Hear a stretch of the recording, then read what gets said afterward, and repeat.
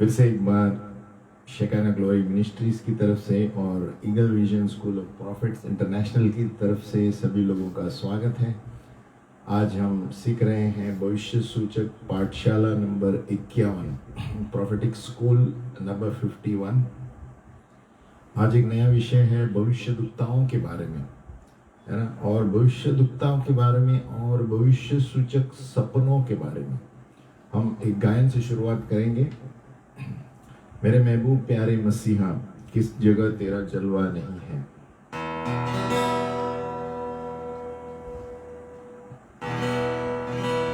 मेरे महबूब प्यारे मसीहा, किस जगह तेरा जलवा नहीं है। किस जगह तेरी शोहरत नहीं है। किस जगह तेरी चर्चा नहीं है। मेरे महबूब प्यारे मसीहा, किस जगह तेरा जलवा नहीं है। किस जगह तेरी शोहरत नहीं है। किस जगह तेरी चर्चा नहीं है।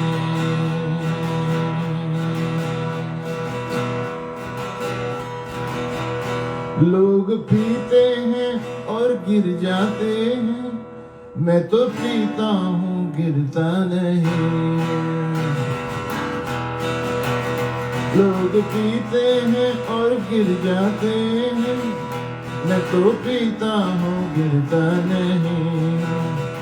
मैं तो पीता हूँ दर पे मसीह के, ओ मैं तो पीता हूँ दर पे मसीह के, वो अंगूरों का शीरा नहीं है। ओ मेरे महबूब प्यारे मसीहा, किस जगह तेरा जलवा नहीं है।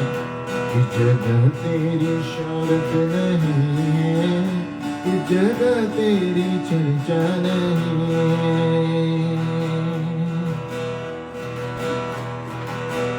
मर गई थी वो जेरस की बेटी, तूने उस पर निगाहें करम की। मर गई थी वो जेरस की बेटी, तूने उस पर निगाहें करम की। कर दिया उसको जिंदा ये कह कर दिया जिंदा उसको ये कह कर, ये तो सोती है मुर्दा नहीं। मेरे महबूब प्यारे मसीहा, किस जगह तेरा जलवा नहीं है। किस जगह तेरी शोहरत नहीं है। किस जगह तेरी चर्चा नहीं है।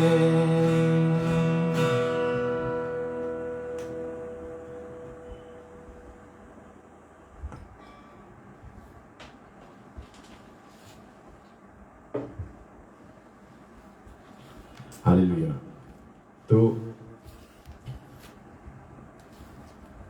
आज हम सीखेंगे भविष्य सूचक पाठशाला नंबर 51, प्रॉफिटिक स्कूल 51। एक भविष्यद्वक्ता जो है ज्यादा करके सलाह देने वाला नहीं रहता है, काउंसलिंग नहीं करता है।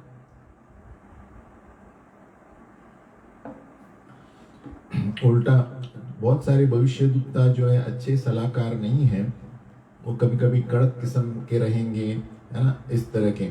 लेकिन सलाह की सेवकाई ऐसी होती है जो धीरज रखती है ना, पेशेंस होता है।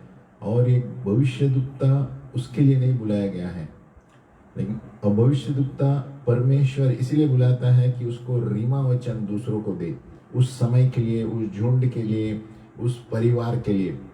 लेकिन मैं समझता हूँ कि आज के दिन में जैसे योहेल ने कहा है कि हर एक जन पर पवित्र आत्मा उतरेगी, हर एक लोग दर्शन देखेंगे। तो आज के दिन में लेकिन आप देखेंगे तो सभी लोग सलाहकार भी हैं, कोई कोई भविष्यद्वक्ता पास्टर भी हैं, शिक्षक भी हैं, तो सलाहकार है। ये मेरा विचार है। लेकिन ज्यादातर पुराने नियम में हम देखते हैं कि वो लोग सलाहकार नहीं थे, वो सिर्फ परमेश्वर का वचन पूछने के लिए आते थे। राजा और जो भी सेवक थे, अगुवाई थे, है ना। और ज्यादातर रीमा वचन देते हैं, यानी लिखा हुआ वचन नहीं, रीमा वचन उस व्यक्ति के लिए, उस देश के लिए वो रीमा वचन देते हैं। और एलाइजा की तरह जो भविष्यद्वक्ता थे, ये सभी लोग शादीशुदा नहीं थे, है ना। उनका बुलावा था कि, है ना, सिंगल रहे और अकेले में रहते थे।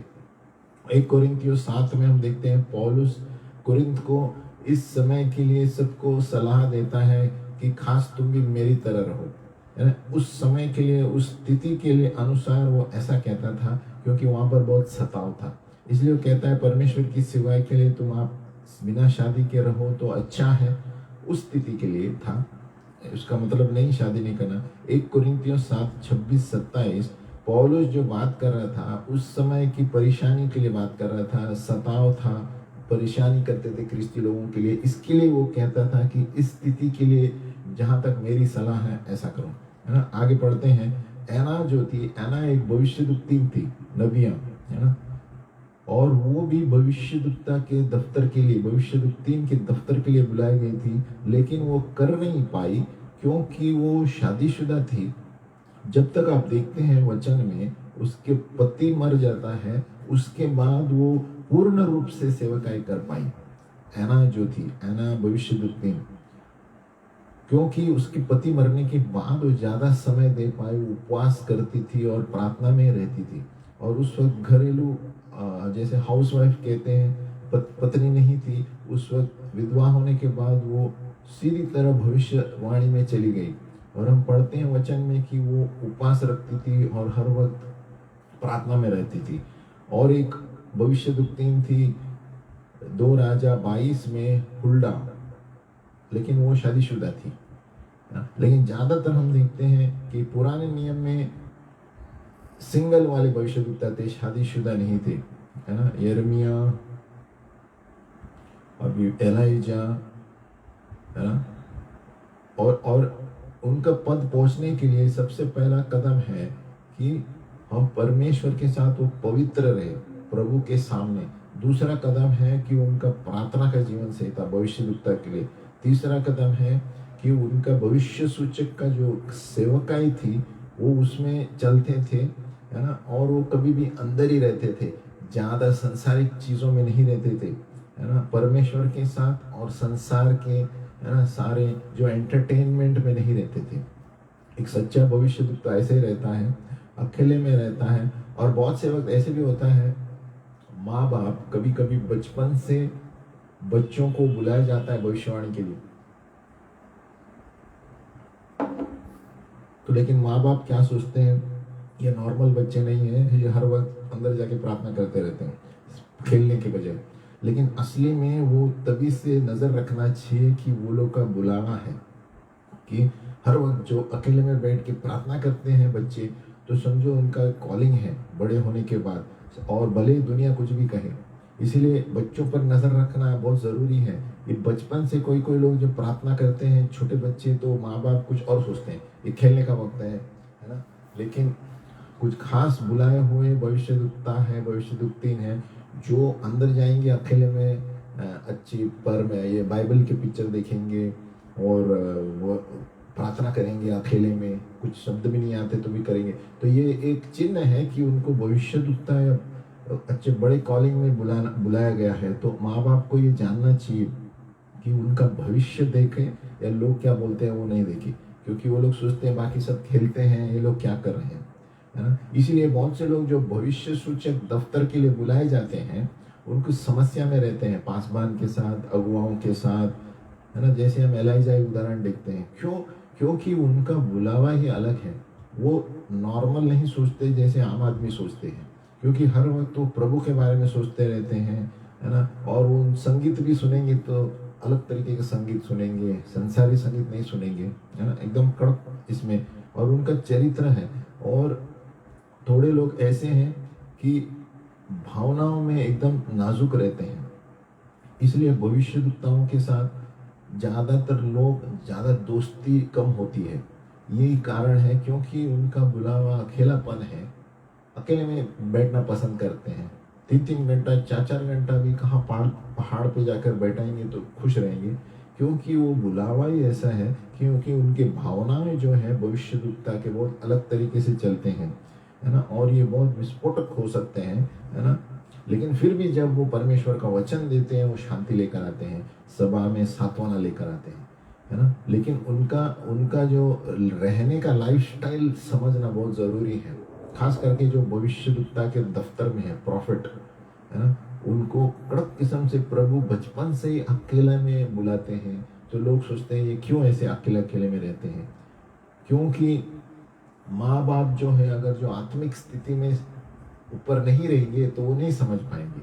इसीलिए जब बचपन से एक व्यक्ति, उनके माँ बाप उनको प्रोत्साहित करते हैं तो आसान हो जाता है और वो पूरा परिवार प्रार्थना में रहता है। जैसे हम देखते हैं जीसस कॉल्स के दिनकरण, उसके पिताजी से लेकर आप देखेंगे पोते तक सब भविष्यवाणी के क्षेत्र में है, शिक्षण के क्षेत्र में, क्योंकि बचपन से ही वो लोग नजर रख रहे हैं इनका कॉलिंग क्या है ना। एक के पीछे एक छोटे छोटे छोटे थे, सब बड़े बड़े होकर अब स्टेज पे है। तो पॉल दिनकरन इतना सा था, अभी उसके पिताजी थे, पिताजी के बाद ये आए, अभी उनके बच्चे भी आ रहे हैं। तो कहने का मतलब है ये परिवार में उनके माँ बाप नजर रख रहे थे। तो भविष्यद्वक्ताओं को अगर जब हमारे माँ बाप नजर रखे तो हम उनका बुलावा जान सकते हैं, है ना। अभी एक भविष्यद्वक्ता को स्वर्गदूतों को देखना बहुत आसान है। उनको सामान्य जीवन ऐसा है स्वर्गदूतों को देखना, और आत्मिक चीजों में जैसे कि वो लोग रोज स्वर्गदूतों के साथ रहते हैं। भविष्यद्वक्ताओं को स्वर्गदूत देखना बहुत आसान है और हर वक्त दिखते रहते हैं, और वो आत्मिक दुनिया के लिए है ना। जब भी वो आत्मिक दुनिया उनको सामान्य लगती है ना, उनको सामान्य जो दुनिया है उनको अलग लगती है। ये भविष्यद्वक्ता जो होते हैं, है ना, वो ऐसे बातें करते हैं जो चीजें दिखी ही नहीं जाती लेकिन उनको दिख रहा है। अनदेखी चीजों की बातें करते हैं, है ना। और वो आपके बीच में कभी कभी बातें करते रहेंगे, लेकिन उसके दौरान ही बताएंगे ऊपर कुछ देख रहा हूँ, स्वर्गीय स्थानों में कुछ हो रहा है, आपके ऊपर कुछ हो रहा है। तो वो हर वक्त इस संसार की भारी बात करते रहते हैं। तो इसलिए कभी कभी उनको क्या कहते हैं, आत्मिक दुनिया उनकी स्वाभाविक हो जाती है। आत्मिक दुनिया, स्वर्गीय चीजें, स्वर्गदूत, जैसे कि आम आदमी जो नॉर्मल दिखता है ऐसे लगता है उनको, है ना।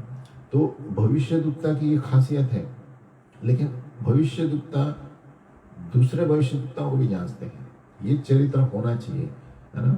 वो साथ में आने चाहिए कभी झुंड में। जब भी 2 या 3 भविष्यद्वक्ता हो तो दूसरा वाला उन्होंने जो बताया जांचना चाहिए। 1 कोरिन्थियों 14:29 में दिया गया है कि एक भविष्यद्वक्ता के अधिकार के नीचे रहना चाहिए, यानी वो कुछ जांचने के लिए छोड़ना चाहिए। अगर जो भविष्यद्वक्ता अपनी भविष्यवाणी को न्याय करने के लिए नहीं छोड़ता है, यानी उसका मतलब है कुछ गड़बड़ है, यानी वो सही रीति से नहीं चल रहा है। भविष्यद्वक्ता का खुद गर्ज है। हर एक भविष्यद्वक्ता अपनी भविष्यवाणी को चेक करने के लिए छोड़ेगा, है ना। नहीं तो समझ जाना कि वो अपने बुलावे में सही नहीं चल रहा है। अगर जो कोई भविष्यद्वक्ता अकेले में चलता है और कहता है मैं ही सही हूँ, मुझे कोई चेक करने की जरूरत नहीं है, तो वो अपने बुलावे में सही नहीं चल रहा है, या तो गलत बुलावा है, दुनिया को देख के चल रहा है। अभी हम आएंगे भविष्य सूचक सपनों के ऊपर, प्रोफेटिक ड्रीम्स। व्यवस्था विवरण 13 में एक है कि दिया गया है 1 से 5 में कि एक अगर जो भविष्यद्वक्ता आपके बीच में खड़ा हो और सपने देखने वाला भविष्यद्वक्ता हो, उसके वहां से दुष्ट को बाहर निकाल दे।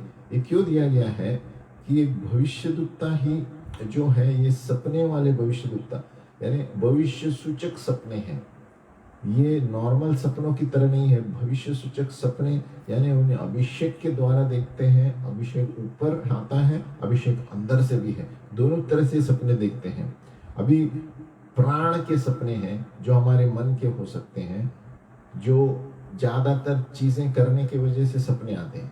अगर जो आप रोज एक चीज के बारे में बात करेंगे तो सपने में आ सकता है, तो वो प्राण के सपने कहते हैं, सोलिश ड्रीम्स। और दूसरे सपने हैं अंदर के आत्मा के सपने, जो अपने आप को दर्शाते हैं। कभी कभी हम ऐसे सपने देखते हैं आत्मिक रूप से जो हमें लगता है हाँ ये मेरा स्वभाव है, मेरा इस स्वभाव को बदलना चाहिए, परमेश्वर अपने स्वभाव को भी सपने में बताएगा आत्मिक रूप से। मेरे साथ होता है बहुत बार। तो ये प्राण के सपने अलग हैं, जो हम रोजमर्रा ऑफिस में काम करते हैं, इधर उधर घूमते हैं, उसका चेहरा सपने में आएगा। लेकिन अंदर अंदर ये आत्मिक सपने ऐसे आते हैं कभी कभी, जो प्रभु हमारा ही चरित्र हमें बताता है कि जैसे कि तुमने यहाँ पर भूल की कुछ, तो भी आपने यहाँ गुस्सा गलत किया है ना, तो ये खुद का चरित्र बताता है अपने सपने में। इनर स्पिरिट ड्रीम्स कहते हैं, है ना। जैसे हम प्रभु में बढ़ते हैं, हम परख परख पाएंगे इन सपनों को कि प्रभु मेरे बारे में कुछ बता रहा है। उसमें आप ही रहेंगे और आप किसके साथ बात कर रहे हैं और गुस्से में बात कर रहे हैं, या तो आप किसके साथ कुछ कर रहे हैं, व्यवहार गलत व्यवहार कर रहे हैं, तो प्रभु आपको अपना ही चरित्र बता रहे हैं ना। इनर स्पिरिट ड्रीम्स, जो अपने बारे में खुद प्रभु बताता है सपनों के बारे में। अभी नंबर 1 है पहले परिमाण के सपने, फर्स्ट डायमेंशन।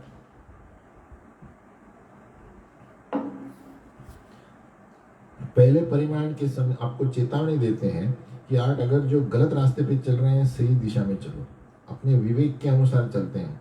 ये पहले परिमाण, पहले पद के जो सपने हैं, फर्स्ट डायमेंशन, हमारे अंदर के अभिषेक के द्वारा आते हैं, है ना। ये सब सपनों के पर हम पढ़ रहे हैं, भविष्य सूचक सपने। ज्यादातर पवित्र आत्मा, अंदर आत्मा से हमें जागरूक करता है कि हम ये गलत जगह पर जा रहे हैं, सही जगह पर जाए, है ना। एक पहले डायमेंशन, पहले परिमाण के सपने। फिर है दूसरे परिमाण के सपने, जो हमें दिशा बताते हैं जीवन के। अगर जो हम अपने विवेक को संभाल कर रखें, उसकी परवाह करें, इस तरह के सपने जो होते हैं समय से समय आते रहते हैं। और ये भी अंदर के अभिषेक से एक व्यक्ति का, जितना प्रभु में हम गहरे हैं, वो आते हैं। ये सेकंड डायमेंशन कहते हैं। और पवित्र आत्मा की आवाज अंदर से आपको जागरूक करेगी, है ना, जो आपको जागरूक करती है, और आपका विवेक जागरूक है, माइंड, इस सपनों में, है ना। नंबर 3 है थर्ड डायमेंशन ड्रीम, यानी तीसरे परिमाण के सपने। ये कहते हैं रात के सपनों, दर्शन की तरह, रात के सपनों का दर्शन, है ना, विजन ऑफ नाइट ड्रीम, तीसरे परिमाण, थर्ड डायमेंशन में है। और ये ज्यादातर भविष्यवाणी के रूप में, भविष्यवाणी का वरदान या भविष्यदूता इस्तेमाल करता है ना। जैसे कि एक भविष्यदूता ही बता रहा है, और भविष्यदूता का भविष्यवाणी का वरदान भी इसमें इस्तेमाल होता है। जैसे हमने बताया था, भविष्यवाणी का वरदान सबके पास है, उसके द्वारा भी हम सपने आ सकते हैं, और एक भविष्यदूता है। और ये तीसरा परिमाण का जो सपने हैं, इसमें अभिषेक ऊपर से आता है, अंदर से भी है और आदमी के ऊपर भी आता है। तो ये डबल परिमाण होता है तीसरे।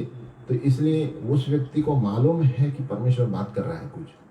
ये तीसरे परिमाण के सपने हैं, है ना, अंदर से भी है और ऊपर से भी है। भले आप सोए हुए हैं या जागे हैं, तो ये सभा में भी हो सकता है, और ये ऊपर से आते हैं सपने, है ना। सपनों की तरह दर्शन भी आएंगे, और इसके द्वारा आप बुद्धि का शब्द आएगा, ज्ञान का शब्द, word of wisdom, word of knowledge, और आप सेवकाई में हो सकते हैं और इस वरदान में चल रहे हैं।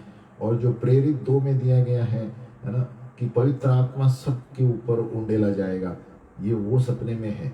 वहां पर दिया गया है बूढ़े लोग सपने देखेंगे, जवान दर्शन देखेंगे। ये वो सपने हैं कि अभी भी हो रहा है, आने वाले दिन में आने वाले हैं, तीसरे परिमाण के सपने हैं, है ना। यानी थर्ड डायमेंशन ड्रीम्स, जो अंदर से भी अभिषेक है व्यक्ति, बाहर से भी पवित्र आत्मा उतरता है, और ये एकदम वजनदार हो जाता है व्यक्ति, और वो जानता है कि परमेश्वर बात कर रहा है ना। और परमेश्वर का वचन एकदम साफ नजर आता है, क्योंकि ये अभिषेक ऊपर से आता है। ये तीसरे परिमाण के सपने हैं, है ना। और अंदर से भी आपको सुनाई देता है, और बाहर से भी, जैसा एम्पलीफायर हमने माइक रखा है, तो एम्पलीफायर की तरह प्रभु की आवाज सुनाई देगी, ये करना है, वो करना है। और जब परमेश्वर की आवाज आसान होती है सुनने के लिए, जब अभिषेक ऊपर आता है, पूरे ऊपर, अंदर से नहीं बोल रहा, जब हमारे ऊपर ही अभिषेक आता है, तो कभी कभी आदमी खड़ा भी नहीं रह पाता, ऐसा होता है, थरथराता है। तो उस वक्त एकदम साफ परमेश्वर की आवाज सुनाई देती है ना।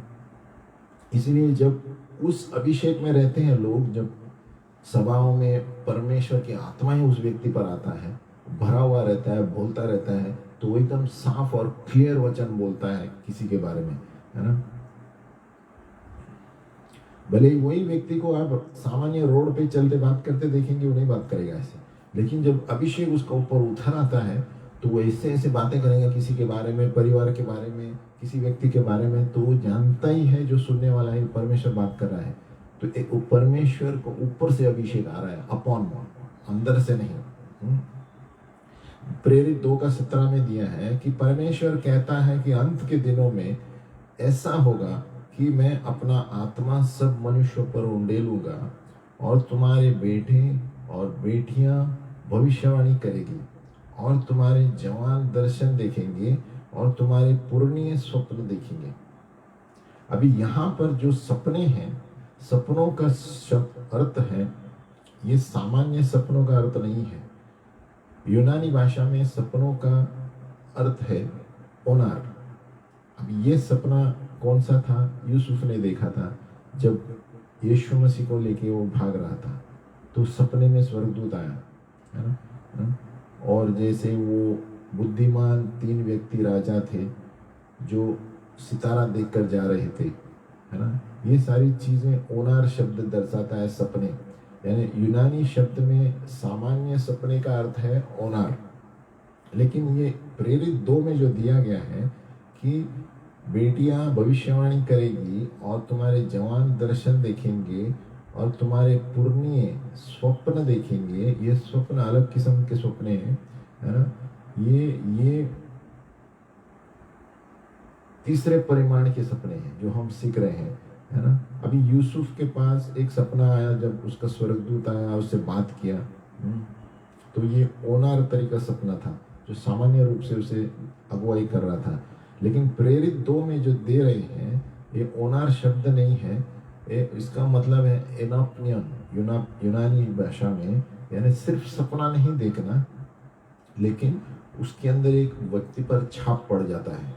वो सपने के द्वारा वो दर्शन भी देता है, वो अगुवाई भी करता है, उसको दर्शन भी आता है और आत्मिक रूप से प्रभु का सामना करता है। ये तीसरा परिमाण का सपना है। इसलिए ये कहता है कि वे स्वप्न देखेंगे। ये वो सपने हैं जो आत्मिक रूप से सपने हैं और उस व्यक्तियों पर एक छाप बनकर रहेगा, वो कभी भूलेगा नहीं। ये उस तरह के सपना बताया प्रभु, तुम्हारी बेटियां भविष्यवाणी करेगी, तुम्हारे जवान दर्शन, तुम्हारे पुरनिये स्वप्न देखेंगे। और ये पुरनिये है, हम आगे पढ़ेंगे इसके बारे में, पुरनियों क्यों दिया है, बूढ़े लोग। तो तीसरा परिमाण का सपना, थर्ड डायमेंशन जो होता है कि अभिषेक ऊपर आता है जब वो हम सपने देखते हैं और जब हम विश्राम की स्थिति में रहते हैं, सोए हुए रहते हैं, जब आप ऊपर से आता है, जब सोए हुए रहते हो, है ना।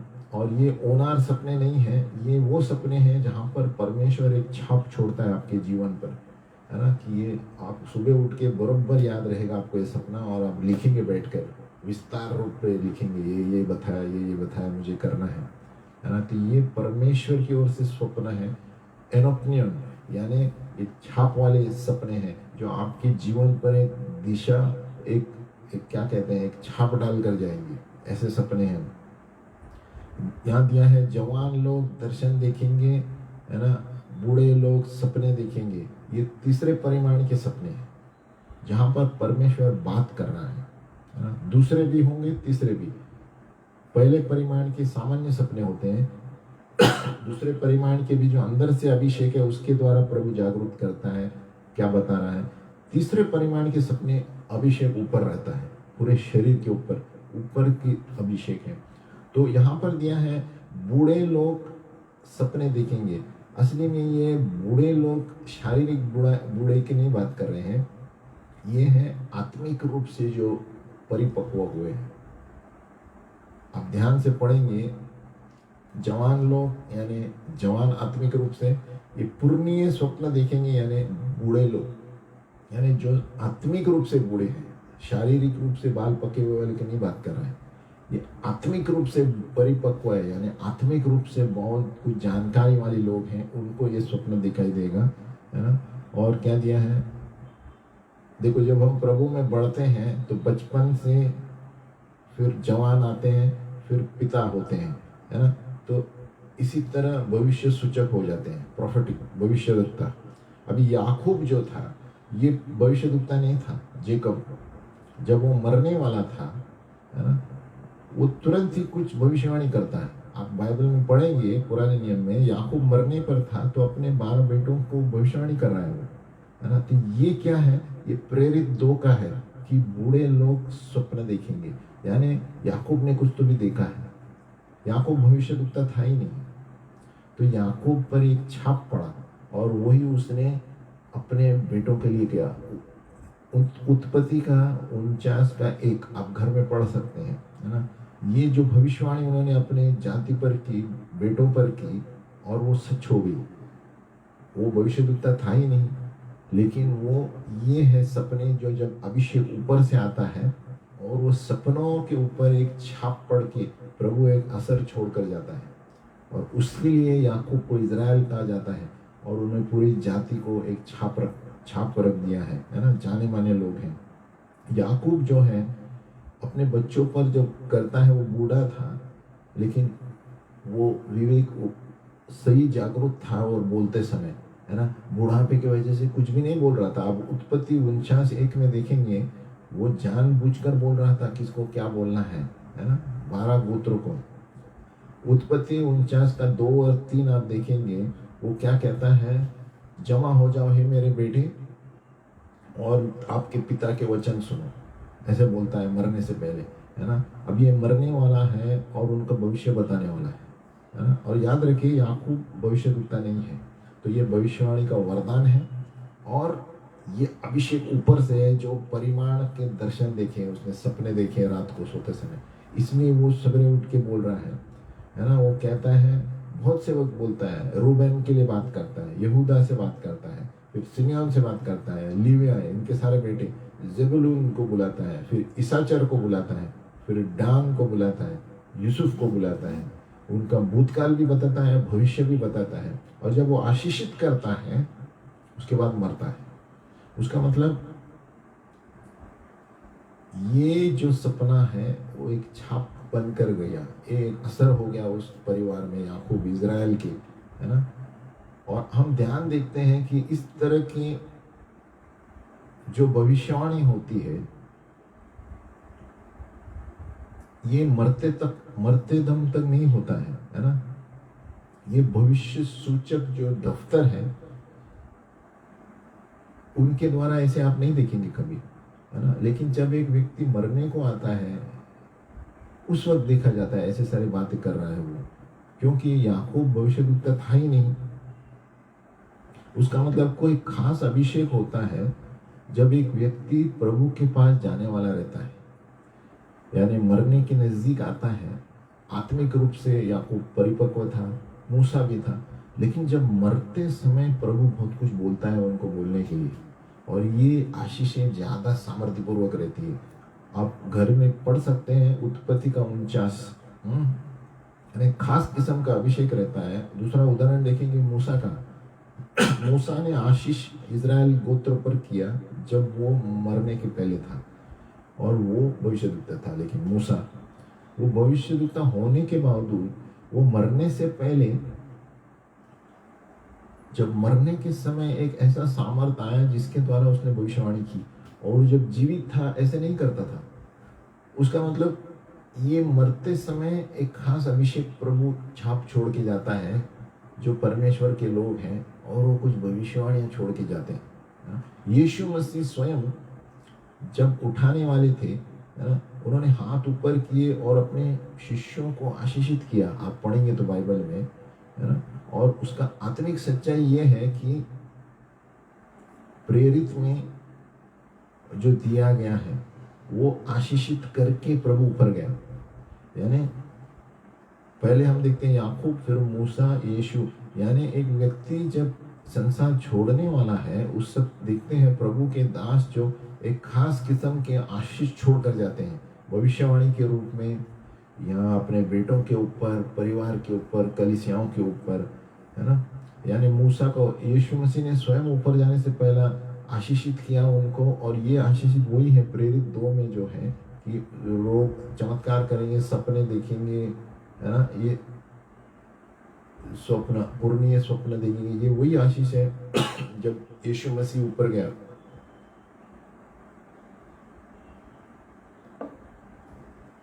और उसी के बाद पवित्र आत्मा का आग उतरा, है ना। तो सभी लोग हम देखते हैं जो मरने से पहले इन सब खास आशीषें छोड़ कर गए थे, है ना। एक स्मिथ विगल्सवर्थ करके एक मशहूर परमेश्वर का दास था, है ना, मरे हुओं को जिंदा करता था और ऐसे दीवार पर लटका के लोगों को चंगाई करता था, ऐसे शर्ट पकड़ के, अलग किस्म का अभिषेक था उसके पास। तो ये व्यक्ति, इसका पुस्तक में भी हम पढ़ेंगे कि वो अंतिम के दिनों में ज्यादा भविष्यवाणी की उन्होंने, जो जीवित था तभी नहीं किया। अंतिम जब मरने पर था वो भविष्यवाणी करके गया, उसके पुस्तकों में लिखे गए। और एक व्यक्ति कौन है? डैनियल के भविष्यवाणी आप देखेंगे तो अंतिम दिनों में सारी भविष्यवाणी आए, उसे सपने आए कि आगे ये होने वाला है, ये राज्य टूटने वाला है ना, 70 साल का प्रॉब्लम, और आगे के दिनों के बारे में डैनियल ने भविष्यवाणी दी है। कभी जब वो बूढ़ा था, आप पढ़ेंगे डैनियल के पुस्तक में, डैनियल जवानी में ज़्यादा सपने नहीं देखता था, वो जब बूढ़ा होता गया तो उसको अलग अलग सपने आए, राजा का सपना अनुवाद करने लगा। तो परिपक्व होने के बाद, उसका मतलब पूर्णीय स्वप्न देखेंगे का मतलब बूढ़े लोग नहीं है, जो अंदर से आत्मिक रूप में परिपक्व है वो लोग, यानी ये प्रभु के बारे में जानते हैं, वचन के बारे में जानते हैं, उन पर आने वाला है ये स्वप्न का छाप जो है, तीसरे परिमाण का जो हमने भी पढ़ा। तो ज्यादातर भविष्य सूचक सपने आते हैं जब एक व्यक्ति अपने पिता के पद पर पहुंचता है, यानी ज्यादातर गहराई में सपने तब आएंगे, दर्शन, जब हम आयु में तो बढ़ेंगे लेकिन आत्मिक रूप से एक पिता बन जाते हैं ना, उस समय ज्यादा दिखाई देगा। जैसे याकूब, जैसे डैनियल, जैसे मूसा आत्मिक रूप से परिपक्व थे, बड़े शारीरिक भी थे, लेकिन यहाँ पर दिया गया है कि आत्मिक रूप से जब एक व्यक्ति बढ़ता रहता है उस वक्त ज्यादा दर्शन, सपने चालू होते हैं, और वो सपनों पर छाप होता है। तीसरे परिमाण के जो सपने हैं वो कुछ ना कुछ प्रभु छाप छोड़ कर जाता है। इसीलिए ये इतने सामान्य नहीं है जो हम कहते हैं भविष्य सूचक सपने, क्योंकि परमेश्वर को ये तीसरे परिमाण के सपनों पर आपके ऊपर अभिषेक डालना है, तभी हम देख सकते हैं। आपके ऊपर अभिषेक आएगा तो हमें पता चलेगा। आप सोए भी हुए रहेंगे, विश्राम भी करते रहेंगे, आपको अलग ही कुछ महसूस होगा, है ना। कभी कभी इतना तेज होता है, आपके उंगलियां कांपने लगेगी, हाथ, है ना, गर्मी महसूस होगी अंदर से, तो पता चलता है कुछ तो भी प्रभु कर रहा है। और उस वक्त विश्राम के वक्त प्रभु आपको गहराई में सपने बता सकता है, जो एक छाप छोड़ कर जाएगा, जो आपको दूसरों के लिए बताना है ना। अभी हो सकता है कि आप एक अभिषेक सभा में गए, प्रार्थना सभा में गए, और जब आप उस प्रार्थना सभा को छोड़े, आप जब घर में भी पहुंचे, आप आग सा लग रहा है अंदर, है ना, अंदर आग सा है, बैठने नहीं होता है, खड़े रहने नहीं होता है, ये परमेश्वर का अभिषेक है। ऐसे होता है बहुत सभाओं में, हम सभा में जाकर आए फिर भी अंदर से इतना गर्म है, इतना अलग महसूस होता है, ये अभिषेक है ऊपर। आप सो भी नहीं सकते, अब आराधना कर रहे हैं लगातार, पूरे दिन में आराधना करते हैं, रात को भी आराधना करते हैं, और तभी ये भविष्य सूचक सपना आएगा। तो ये तीसरा परिमाण का सपना जिसे कहते हैं, जब अभिषेक ऊपर से आता है, यानी पूरे बदन पर भी आता है, अंदर से तो हम पवित्र आत्मा है, लेकिन ये ऊपर से आता है कि हम खड़े भी नहीं रह पाएंगे, एक जगह बैठेंगे या आराधना करेंगे, प्रभु के गाने सुनेंगे, ये जब ऊपर से आ जाता है अभिषेक, और उस वक्त जब आपको नींद आएगी तो परमेश्वर सपने में बात करेगा, है ना। तो ये तीसरे परिमाण के सपने हैं जो दिए गए हैं, जहाँ पर स्वप्न देखेंगे बूढ़े लोग, जवान लोग, ये परिपक्वता बताती है, आयु नहीं है, ये आत्मिक रूप से जो बड़े हुए हैं उनके बारे में बताता है। तो ये तीसरे परिमाण के स्वप्नों के लिए क्या शर्त है कि अभिषेक ऊपर रहना चाहिए, हमारे ऊपर सिर्फ अंदर ही नहीं, अंदर तो है ही, अभिषेक ऊपर से चढ़ता है और तभी बहुत सारी चीज़ें प्रभु बताएगा और जो आपको बरोबर याद रहेगा उठने के बाद। नंबर 2, और ये तरह के सपने तभी आते हैं जब हम पिता के स्टेज पर पहुंचते हैं। पिता यानी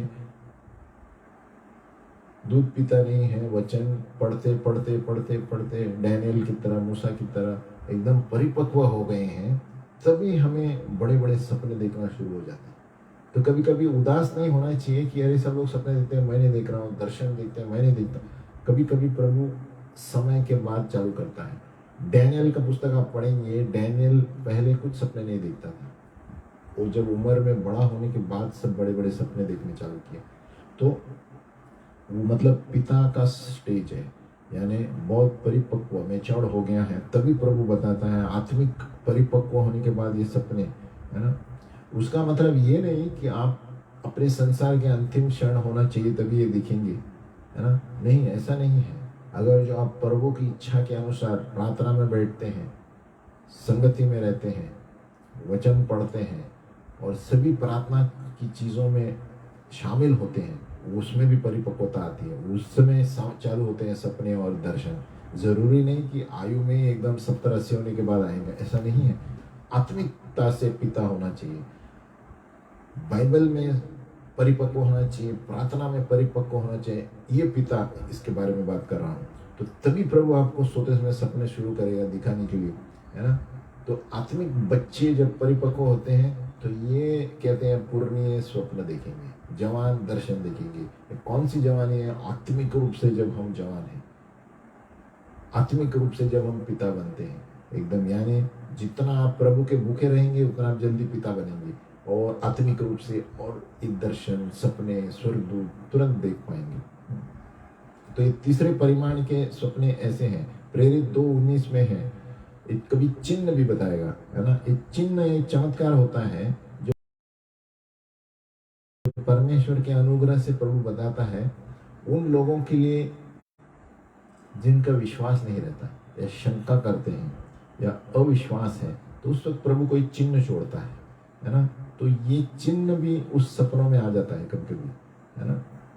एक चमत्कार जो होता है विश्वास के अनुसार होता है, यानी उस व्यक्ति के विश्वास के अनुसार चमत्कार हो जाएगा। लेकिन एक चिन्ह जो होता है, कोई भी प्रभु चिन्ह बताता है, ये परमेश्वर के अनुग्रह से आता है।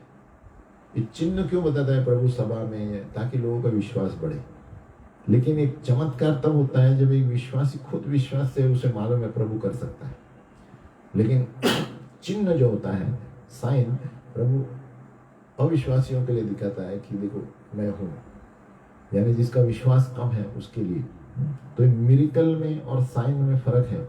एक चमत्कार तब होता है जब एक विश्वासी में विश्वास है, होने वाला है, तभी चमत्कार करके प्रभु बताता है। लेकिन एक चिन्ह होता है प्रभु अपने अनुग्रह से देता है लोगों के लिए, लोगों की वजह से, ताकि वो विश्वास में पीछे न हट जाए। तो भविष्य सूचक सपना भी जो होता है ना, एक चिन्ह है ना, चमत्कार नहीं है। एक चिन्ह प्रभु बताएगा सपने में, है ना, जिसके द्वारा हम शंका नहीं करेंगे कि प्रभु है, प्रभु मेरे साथ है, मुझे सपने में आया, प्रभु ने ये बताया, और वो आत्मिक अधिकार से हम चलते हैं। तो एक भविष्य सूचक सपना जो होता है असली में एक चिन्ह है प्रभु हमें ताकि हम विश्वास में पीछे न हटे। कितना भी समस्या खतरनाक हो तो प्रभु तू मुझे बताया सपने में कि, है ना, वो छाप बन कर रहता है कि तू है मेरे साथ, तू ये करने वाला है, और वो फिर हम अधिकार से चलते हैं, हम सोएंगे नहीं, है ना।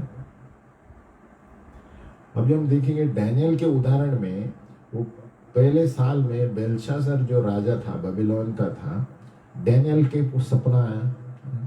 अभी ये सपना जो था तीसरे परिमाण का सपना था, है ना। उन्होंने देखा कि सर का एक दर्शन देखा, जैसे वो खाट पर सोया हुआ था। फिर वो लिखने लगा वो सपना और सारी चीज़ों को लिखने लगा। और ये सपने में क्या देखा कि अलग अलग राजा थे और अलग अलग राज्य थे, आने वाले दिनों में आने वाले थे। और 13वां वाक्य डैनियल का 7, वो कहता है, रात के दर्शन में और स्वर्ग के बादलों में मैंने देखा किसी को जो मनुष्य के पुत्र का शरीर आया, है ना, और उसके सामने आया। और 15वां वाक्य कहता है, मेरी आत्मा में मैं बहुत चिंतित हो गया और मुझे समझ में नहीं आया ये कौन है। तो देखो, ये भविष्य सूचक सपना है, उसको भविष्य सूचक की अनुवाद चाहिए और वो लेवल का मैच्योरिटी चाहिए समझने वाले को। हाँ, जो भी अभिषेक से मिलता है, ये अभिषेक व्यक्ति अनुवाद कर सकता है। सो ये डैनियल इतना बड़ा अभिषेक व्यक्ति था, फिर भी नहीं कर पाया, है ना, उसको समझ में नहीं आया। उनको अनुवाद करने का वरदान था, लेकिन आप देखते हैं वहाँ कहता है प्रभु इसका अर्थ क्या है, क्योंकि वो बहुत आगे के दिन के बारे में प्रभु बता रहा था कुछ, जो कि वर्तमान में था डैनियल। तो कभी कभी देखो, इतना बड़ा अनुवाद करने वाला होकर भी उसको सपना समझ में नहीं आया। आप घर में पढ़ सकते हैं डैनियल 7 का 1 से 15, उनको अनुवाद का वरदान था, लेकिन ये सपना नहीं अनुवाद कर पाया हो, क्योंकि प्रभु एकदम आगे के दिन के बारे में कुछ बता रहा है। तो ये भविष्य सूचक सपने होते हैं, दर्शन दिखते हैं। वो क्या देता है 15 में 13 में कि रात के दर्शन में मैंने देखा। ये भविष्य सूचक सपने होते हैं रात के दर्शन में, जब विश्राम में रहते हैं। तो वो कहता है मैंने बादलों से आते हैं। तो ये छाप लगने वाले सपने होते हैं, कुछ ना कुछ ऐसा होता है, आदमी हिल जाता है ना। तो आगे बढ़ते हैं। बहुत सारे लोग प्रश्न पूछते हैं कि सपनों में ये चिन्ह आता है, इसका मतलब क्या है ना, सिंबल्स, है ना, कुछ कुछ दिखते हैं। अभी समझो आप सपना देख रहे हैं जूतों के, है ना, जूतों के सपना देख रहे हैं, तो सामान्य रूप से ये आपकी गवाही दर्शाता है। क्यों? क्योंकि सुसमाचार के जूते, तो जूते के सपने आएंगे, है ना, लेकिन उसी जूतों को उसमें आप पैर डालने के लिए संघर्ष कर रहे हैं आपके जूतों में, सपने में। उसका मतलब है आप विश्वासी में कुछ संघर्ष कर रहे हैं, अपने जीवन में, क्रिस्ती जीवन में संघर्ष कर रहे हैं। तो देखो, ये सारे चिन्ह सपनों में आ सकते हैं। प्रभु हमें इसका अनुवाद करना जानना चाहिए, क्योंकि जूते जहाँ पर भी आते हैं ये सुसमाचार के जूते होते हैं कि हमारी एक गवाही वचन के लिए। फिर दूसरा चिन्ह क्या है? एक महिला थी, उनको सपना आया कि स्वर्गदूत स्वर्ग में गा रहे हैं, सारे स्वर्गदूत, है ना। तो ये याकूब की तरह, सीढ़ी की तरह उनका स्वप्न था, है ना। याकूब का सीढ़ी क्या था? सेकंड डायमेंशन, यानी एक स्वप्न था, वो सो लेटा हुआ था। यही सब भविष्य सूचक सपने हैं, है ना। और ये महिला का सपना क्या था? ये आत्मिक सपना था कि अब इस महिला को क्या करना है कि ये स्वर्गदूत क्या गा रहे थे, है ना। ये हमें जानना चाहिए। जब भी हम कुछ देखते हैं कि ये स्वर्गदूत क्या गा रहे थे, प्रभु ने मुझे क्यों बताया, है ना। उसका मतलब उसकी आत्मा, परमेश्वर की आत्मा से स्वर्गीय क्षेत्र में प्रभु बताने चालू किया। इसका अर्थ ऐसा होता है, जब प्रभु आपको सपने स्वर्गदूतों के बताते हैं, आप गा रहे हैं, उसका मतलब प्रभु आपको उस दर्जे पर, ऊंचाई पर लेकर चल रहा है ना, आहिस्ते आहिस्ते। अभी तीसरा, इलेक्ट्रिक वायर। ये सब सपने के चिन्ह बताता हूँ। आप कभी कभी दर्शन में भी देख पाएंगे, कभी हम जूते देखते हैं, कभी कभी, है ना, हम बहुत से वक्त सभाओं में उसका अनुवाद करते हैं, जूम मीटिंग में भी।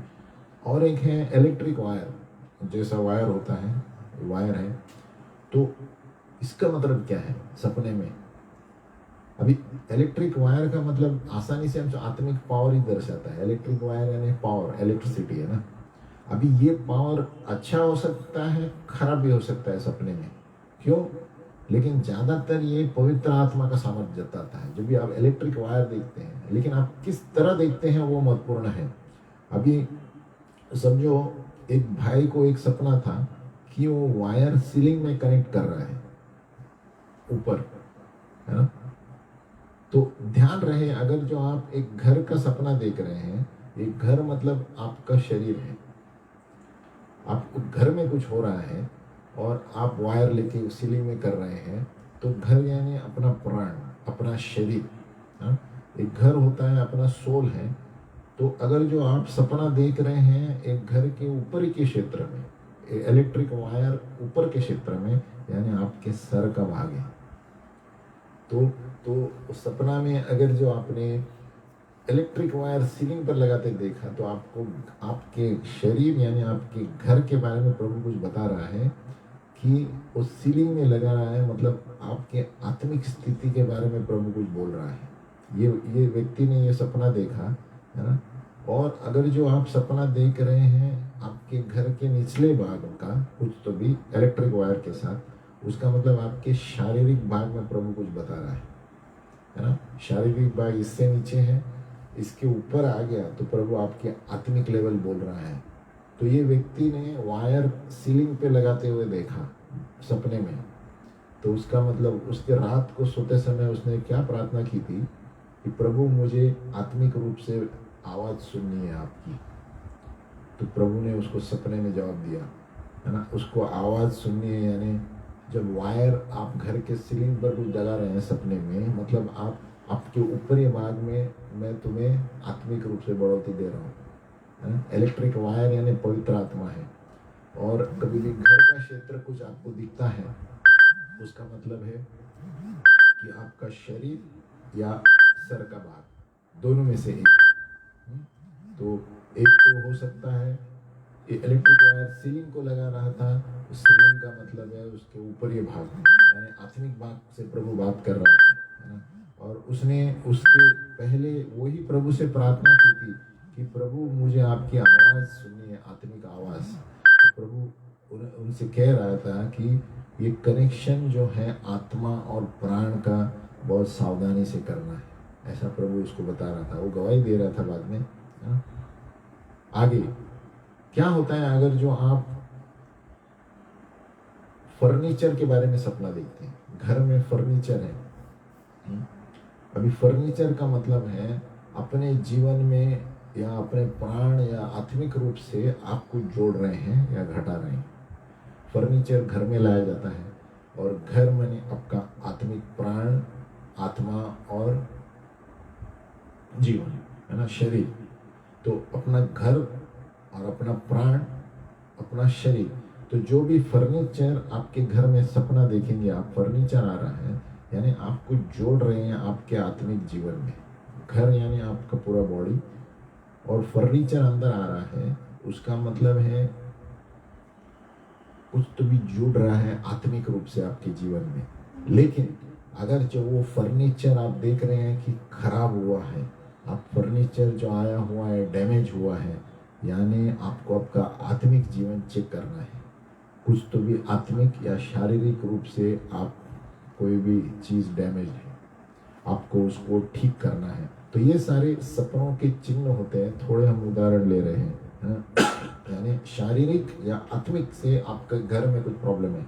जब फर्नीचर डैमेज आपको नजर आता है, क्यों? क्योंकि फर्नीचर तो घर में ही लाते हैं, और घर यानी क्या है? आत्मा, प्राण, शरीर। और उसमें आपको डैमेज फर्नीचर दिखा, यानी आपका कोई तो भी शारीरिक भाग डैमेज है, या आत्मिक रूप से आप किसी तरह पे कमजोर हैं, है ना।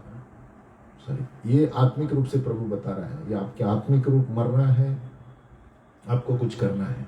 लेकिन आपको अच्छा फर्नीचर अंदर आते देख रहे हैं घर में, उसका मतलब आपके आत्मा, प्राण, शरीर में प्रभु और कुछ वरदाने जोड़ रहा है ना? अभी और एक महिला ने क्या देखा, मैं अलग अलग सपने अनुवाद कर रहा हूँ जो हो सके, ताकि हम जाने कि ये चिन्ह क्या है। एक महिला ने देखा कि वो लॉन्ड्री में थी और वो साफ सफाई कपड़े हो रहे थे, है ना। तो ये क्या है? आत्मिक सफाई।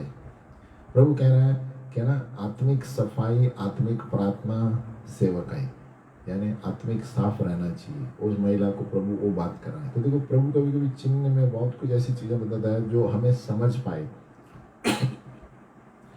और ज्यादातर प्रभु हमें उसी तरह के सपने बताएगा जो हम ताल्लुकात रखते हैं, उसी तरह के। अगर जो आप ऑफिस में काम कर रहे हैं अकाउंट्स की, तो अकाउंट्स के तरीके के सपने आएंगे। अगर जो आप घर में डेली ये काम कर रहे हैं, तो वो क्षेत्र में प्रभु आपको सपने बताएगा, चिन्ह, फर्नीचर। अगर जो आप ट्रैवलिंग करते हैं ज़्यादा ऑफिस केस में, तो आपको उसी क्षेत्र में प्रभु सपने लेकर आएगा, ताकि आप उस चिन्ह का अर्थ समझें। अभी और एक सपने जो है, जो हमें अनुवाद करना चाहिए कि ये समय, टाइम फ्रेम तभी होता है कि जब आप कोई संख्या आता है सपने में, नंबर्स आते हैं, है ना। अगर जो आप कोई सपना देख रहे हैं, आप एक जगह पर चल रहे हैं और आप बहुत झाड़ देख रहे हैं, अभी कितने झाड़ है आपको पता नहीं, है ना। तो आप जब सपने से उठ गए, आपको पता नहीं कितने झाड़ थे, तो उसका मतलब समय के इम्पोर्टेंस नहीं है। लेकिन अगर जो सब आप सपने से उठ गए और आपने देखा 3 झाड़ है, तो 3 का कुछ अर्थ है, उसको आपको ढूंढना है। क्यों? ये 3 समय का फ्रेम है। प्रभु आपको कुछ बताया, 3 झाड़, 4 झाड़ बताएगा, 1 झाड़ बताएगा, लेकिन आपको पता होगा प्रभु ने क्यों बताया। क्योंकि प्रभु अपने ही दिमाग के अनुसार उस तरह के सपने बताएगा जो हम समझ सकते हैं। और एक व्यक्ति ने क्या सपना में देखा, टेलीफोन जो चल नहीं रहे थे, ये टेलीफोन चल नहीं रहे थे। कभी कभी हमें ध्यान देना चाहिए आत्मिक चीज से प्रभु क्या बात कर रहा है। तो यहाँ पर प्रभु क्या बात कर रहा है, हमारा संबंध किसके साथ सही नहीं है। वो बोलते हैं टेलीफोन काम नहीं कर रहे हैं, यानी आपके आत्मिक जीवन में किसी के साथ संबंध सही नहीं है ना। हमें सोचना चाहिए, प्रभु बताएगा आपको। या आप सोच रहे होंगे प्रभु शायद मेरा कनेक्शन किसी के साथ होता, कोई लोगों के साथ होता, कोई मुझसे बात नहीं करता। तो ये प्रभु बता रहा है कि टेलीफोन कनेक्ट नहीं हो रहे, यानी आप बात या तो वार्तालाप नहीं कर रहे हैं, आप कोशिश कर रहे हैं किसी से बात करने की, नहीं रिस्पॉन्स दे रहे हैं, है ना। टेलीफोन का सपना। अभी दूसरा चिन्ह में है सफ़ेद कपड़ा। अभी समझो सफ़ेद कपड़ा आ गया है, उसका मतलब आत्मिक जीवन दर्शाता है। सफ़ेद यानी प्योर, आत्मिक स्वर्गीय जीवन, है ना। बहुत सारे लोग मरने से पहले व्यक्ति को सफ़ेद में देखते हैं, तो सोचना चाहिए इसका आने का समय है। अगर जो वो व्यक्ति बूढ़ा है, ये मैंने देखा था मेरे पिताजी एक्सपायर होने से पहले, कि लगभग 1 या 2 महीने से पहले मैंने देखा मेरे पिताजी सफ़ेद शर्ट सफ़ेद पैंट डाल रहे हैं किचन में। तो मैंने बोला, समझ गया तुरंत, पिताजी का 79 वही आयु थी, 89। 2 महीने या 3 महीने पहले प्रभु ने बताया। वो सफ़ेद शर्ट पहन रहा है, बिल्कुल सफ़ेद उजला हुआ, जैसे रिन का साबुन से बताते हैं, वो पहन रहा है, पैंट भी पहन रहा है और शर्ट भी पहन रहा है, बिल्कुल सफ़ेद, कोई भी चीज़ दूसरी कलर की नहीं थी। तो आत्मा में मैंने पूछा, प्रभु ये क्या है? तो प्रभु ने समय आत्मा में मुझे पता चला कि अभी स्वर्गीय स्थानों में सफ़ेद यानी आत्मिक चीज़ें हैं, प्योरिटी, कि मैं स्वर्ग में लेके जा रहा हूँ। वो एक दर्शाता है अगर जो बूढ़ा व्यक्ति है। लेकिन अगर जो जवान व्यक्ति सफ़ेद में कुछ दिखाता है किसी जवान व्यक्ति के बारे में, तो ये प्योरिटी दर्शाता है कि ये आदमी साफ सुथरा है, आत्मिक रूप से क्लीन है ना। तो ये सारे चिन्ह हैं, आत्मिक जीवन कैसा है इसका बताता है। अगर जो कोई सफ़ेद कपड़े में देखा, उस व्यक्ति को सफ़ेद कपड़े में देखा, तो मतलब साफ व्यक्ति है, आत्मिक जीवन दर्शाता है, प्योर है। अभी समझो सेना का दर्जा, सेना मिलिट्री क्लोथ में आप सपने में देख रहे हैं बार बार, तो ये हमें देखना है कि सपने में क्या था। अगर जो मिलिट्री में आप देख रहे हैं, लड़ रहे हैं, उसका मतलब है आत्मिक युद्ध। ये तीसरा दर्शय का सपना है ना, भविष्य सूचक सपना है ना। ये दर्शाता होगा ये आत्मिक, आपका आत्मिक जीवन आप झकट रहे हैं, है ना। लेकिन आप यानी नहीं तो सेना का जो वर्दी होता है, ये बताता है तैयारी युद्ध के लिए। कौन सा युद्ध? आत्मिक युद्ध दर्शाता है ना। ये डिपेंड होता है आप क्या देख रहे हैं। आप युद्ध देख रहे हैं आत्मिक वर्दी पहने हुए, तो आत्मिक युद्ध हो रहा है आपके जीवन में, या तो प्रभु आपको सावधान कर रहा है आत्मिक युद्ध के लिए तैयार हो जाओ। शैतान ये वचन घोषित करते रहो, आत्मिक युद्ध करो वचन के द्वारा। या तो कभी कभी ऐसे आप पैंट पहन रहे हैं मिलिट्री के, तो अलग मतलब होगा उसका, तो कुछ तो भी युद्ध हो रहा है, ये आत्मिक युद्ध दर्शाता है। अभी चिन्ह में आप सांप देखे, स्नेक, तो समझो शैतान कुछ कोशिश कर रहा है, क्योंकि स्नेक का दर्जा ही शैतान का दिया गया है ना। यानी हो सकता है प्रभु कहता है अधिकार लो इसके ऊपर और वचन बोलो। सांप देखा तो यानी सांप आपके पीछे कुछ कोशिश कर रहा है, तो आप अधिकार लो और प्रार्थना जीवन में घोषित करते रहो, क्योंकि घोषणा करने से हर एक चीज़ गायब हो जाती है। घोषणा करने से वचन, स्वर्गदूत हमारे साथ आते हैं और हर एक सामने वाली चीज़ को नाश करते हैं। जैसे हम पढ़ रहे थे जूम में ना, जो हम वचन बोलते हैं तो स्वर्गदूत तैयार रहते हैं तलवार लेके। तो अब अगर सांप देखा आपने तो ऐसा कल्पना करो कि यीशु के नाम में प्रभु वचन बोल के हम उसे एक्शन में मारे, ताकि वो वचन की तलवार लेकर स्वर्गदूत जाके उसको नाश करेंगे। तो ये अलग अलग तरीके की चिन्ह है ना, तो स्वप्न में आएंगे। तो हमें कभी कभी इंटरनेट में भी देख सकते हैं आत्मिक रूप से ऐसा नंबर, कलर, तो हम उसके सीख पाएंगे कि क्या है इसका मतलब क्या है। तो ये अलग अलग तरीके के सपने हैं। तो ये भविष्यवाणी और भविष्य सूचक सपने हैं ना। तो 1 नंबर, 2 नंबर, 3 नंबर पद पर सपने हैं। 1 नंबर पे है सामान्य, जो हम देखते हैं यूसुफ ने देखा यीशु मसीह को जब लेके जा रहा था, स्वर्गदूत आया, ये सामान्य है, भविष्य सूचक सपने हैं। नंबर 2 भी जो हमारे विवेक को प्रभु हमें अगुवाई करता है कि आज ये मत करो, उधर से मत जाओ, ये सपनों के द्वारा बताएगा।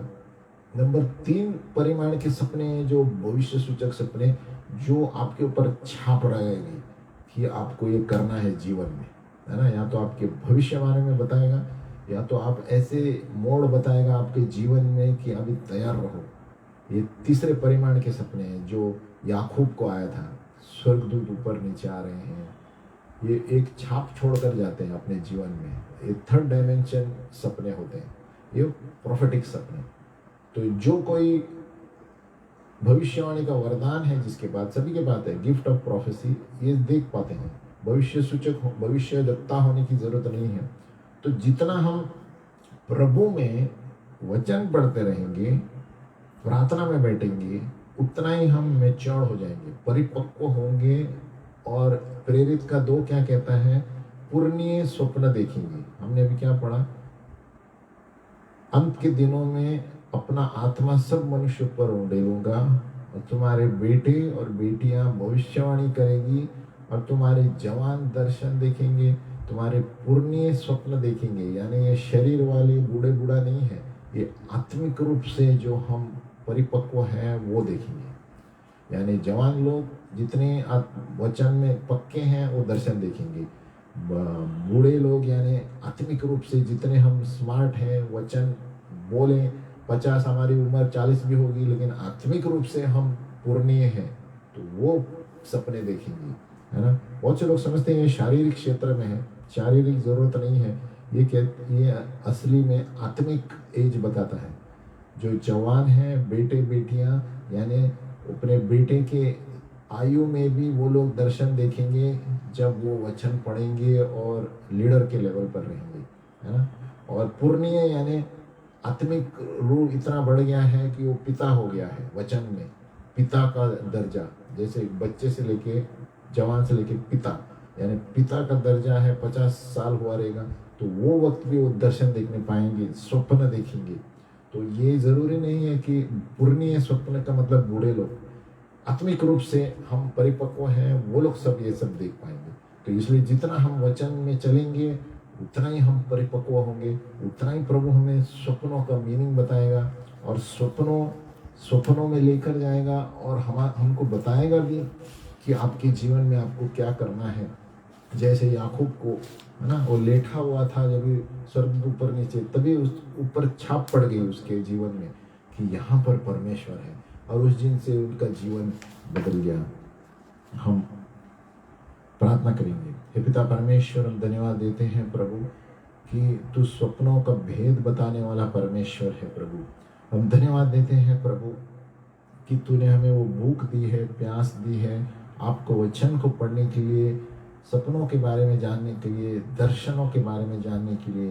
प्रभु हमारी आत्मिक आंखें खोल प्रभु, ताकि हम परिपक्व हो जाए प्रभु। बूढ़े होने की जरूरत नहीं, लेकिन हम आत्मिक रूप से परिपक्व बूढ़े हो जाए, कि हमें सब कुछ वचन में और स्वर्गीय क्षेत्रों में जो क्या चलता है हम जान पाए, और तभी डैनियल की तरह हम जान पाए प्रभु कि इसका अर्थ क्या है, इसका हम अनुवाद कर पाए प्रभु। जो भी चिन्ह तो हमें बताएगा सपनों के द्वारा, दर्शनों के द्वारा, प्रभु हमें प्रगटीकरण की आत्मा दे कि हम हमारी आंखों के द्वारा, आत्मिक आंखों के द्वारा वो क्या है उसका अर्थ जान पाए प्रभु। यीशु के नाम में प्रार्थना करते हैं, आमीन। हमें गायन लेकर अंत करेंगे।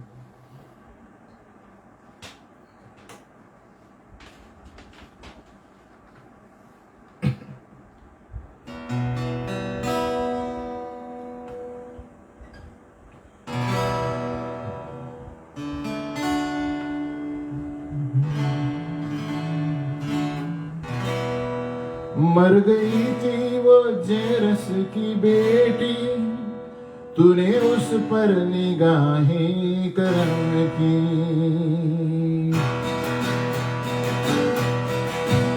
मर गई थी वो जेरस की बेटी, तूने उस पर निगाहें करम की। कर दिया उसको जिंदा ये कह कर दिया उसको जिंदा ये कह कर, ये तो सोती है मुर्दा नहीं है। कर दिया उसको जिंदा ये कह कर दिया उसको जिंदा ये कह कर, ये तो सोती है मुर्दा नहीं है। मेरे महबूब प्यारे मसीहा, किस जगह तेरा जलवा नहीं है, किस जगह तेरी शौहरत नहीं है, किस जगह तेरी चर्चा नहीं है।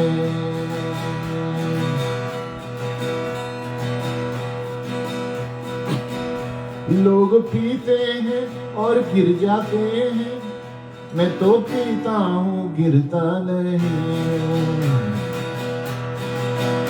लोग पीते हैं और गिर जाते हैं, मैं तो पीता हूँ गिरता नहीं। मैं तो पीता हूँ दर पे मसीह के, ओ मैं तो पीता हूँ दर पे मसीह के, वो अंगूरों का शीरा नहीं है। ओ मैं तो पीता हूँ दर पे मसीह के, वो अंगूरों का शीरा नहीं है। मेरे महबूब प्यारे मसीहा, किस जगह तेरा जलवा नहीं है, किस जगह तेरी शौहरत नहीं है, किस जगह तेरी चर्चा नहीं है।